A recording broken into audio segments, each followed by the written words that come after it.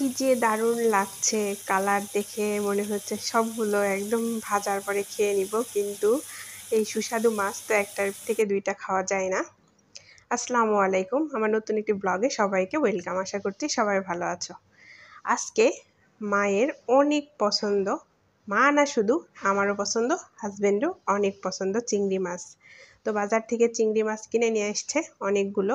কিনে নিয়ে এসে সুন্দর করে ফ্রিজে রেখে দিয়েছিলাম একটু শক্ত হওয়ার জন্য।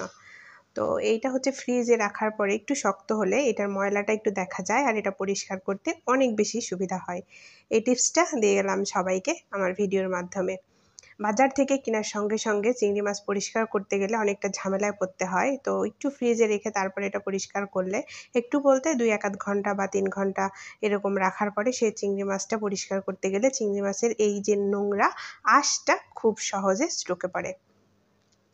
তো বর আমাকে এই চিংড়ি মাছ কাটার জন্য অনেকটা হেল্প করেছে, কারণ আমি যদি এটা কাটতে যাইতাম তাহলে তেরা বেঁকা ছিঁড়ে, মাথা ছিঁড়ে, তারপরে এই যে বড় বড় শুলগুলো এগুলো ছিঁড়ে ছিঁড়ে সব এলোমেলো করে দিতাম। তো বর সুন্দর করে পরিষ্কার করেছে, যেহেতু বরের অভিজ্ঞতা আছে, বর দেশের বাহিরে এগুলো খেয়েছে। আমার দেশি বর হলেও বর কিন্তু বিদেশি। তো যাই হোক, অনেক অভিজ্ঞতা আছে আমার বরের এই কাজগুলোতে। তো যাই হোক, বর এই কাজগুলো না, আমার সবগুলো কাজ করতে গেলেই বর আমাকে অনেক হেল্প করে। তো এইরকম একটা বর পাওয়াও কিন্তু ভাগ্যের ব্যাপার।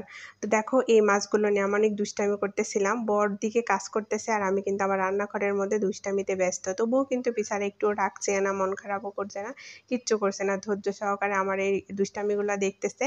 আর আমি যে কি বিশাল বড় ব্লগার সেটা বলতেছিল, যে আপনি কত বড় ব্লগার, কত ব্লগিং করেন আপনি।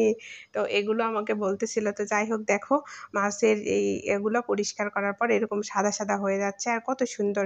আর আমার জানা মতে চিংড়ি মাছ পছন্দ করে না এমন মানুষ খুব কমই আছে। তবে হ্যাঁ, অ্যালার্জির জন্য অনেকেই এই সুস্বাদু খাবারটা খাইতে পারে না।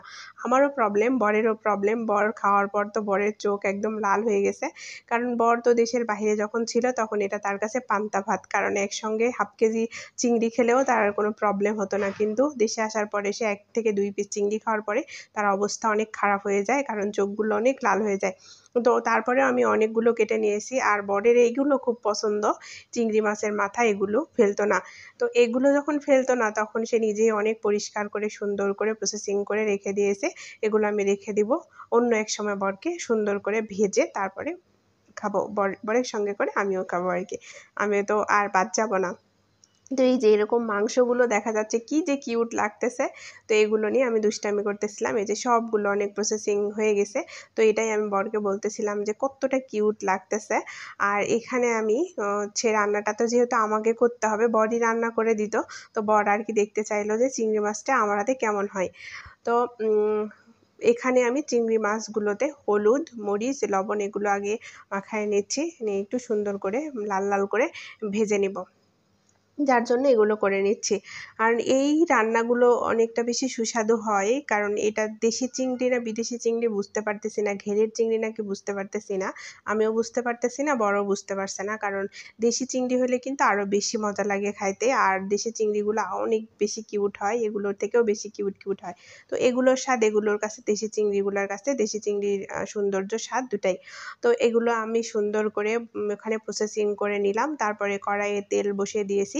দেখো, তেলের মধ্যে দেওয়ার পরে চিংড়ি কেমন এঁকে বেঁকে যাচ্ছে আর কেমন সুন্দর লাগতেছে। তো তেলের মধ্যে দেওয়ার সঙ্গে সঙ্গেই কিন্তু কালার চলে আসে, চিংড়ির অনেক সুন্দর একটা কালার চলে আসে। কারণ মাছের মধ্যে চিংড়ি মাছ আর গুচি মাছ আমার সবথেকে বেশি প্রিয়। এই ২ টা মাছ হইলে আমার আর অন্য কোনো কিছুর দরকার নাই। তো যেহেতু চিংড়ি মাছ এখন খুব কম, দেশি চিংড়ি খুব কম পাওয়া যায়, তো আসলে এভাবেই এই চিংড়িগুলাকে খেতে হয় আরকি। তো ছোট চিংড়ি হলে, চিংড়ি চচ্চড়ি হলে এত বেশি মজা লাগে। তো এটা ভাজা শেষ হয়ে গেছে। তারপরে আমি এখানে মশলা করে নিয়েছি, মশলার মধ্যে ভাজা চিংড়িগুলো দিয়ে দিচ্ছি। মশলা করেছি পেঁয়াজ দিয়ে, মরিচ দিয়ে, আর বেটে রাখা যত মশলা ছিল সবগুলো দিয়েছি। দিয়ে এখানে হচ্ছে আগে থেকে মশলাটা সুন্দর করে কষিয়ে নিয়েছিলাম। কষিয়ে নেওয়া মশলার মধ্যে আমার ভেজে রাখা চিংড়িগুলো দিয়ে দিয়েছি। তো আমার রান্নাটা যে কতটা সুস্বাদু হয়েছে আর কতটা হচ্ছে মানে মুখরোচক হয়েছে সেটা খাবার পরে বোঝা গিয়েছে। তো যেহেতু এটা কালকের ভিডিও আমি আজকে এডিটিং করে ছাড়ছি। কালকে শুক্রবার ছিল। কালকে বরের অনেক সময় ছিল। হিউজ পরিমাণ সময় ছিল। কারণ কালকে অফিস বন্ধ ছিল। বর বাসায় ছিল। তো এইরকম করে আর কি হচ্ছে আমি এই যে দেখতেই এক লোভনীয় আর সুস্বাদু লাগছে। কারণ যারা চিংড়ি পছন্দ করে একদম চিংড়ি মানে লাভার আর কি, চিংড়ি খাইতে খুব পছন্দ, চিংড়ি ভালোবাসে তাদের জন্য এইরকম করে চিংড়ি রান্না করে দিলে তাদের আর কিচ্ছু লাগে না। তো আমারও ঠিক সেম, আমার বরেরও ঠিক একই অবস্থা। তো সাথে মাও খুব মজা করে খাইছে আর কি। তো এই অবস্থা, আমার রান্নার শেষ প্রসেসিং দেখিয়ে দিলাম। তো সবাই ভালো থেকো, আল্লাহ হাফিজ। আর আমার ভিডিওগুলো ভালো লাগলে শেয়ার দিয়ে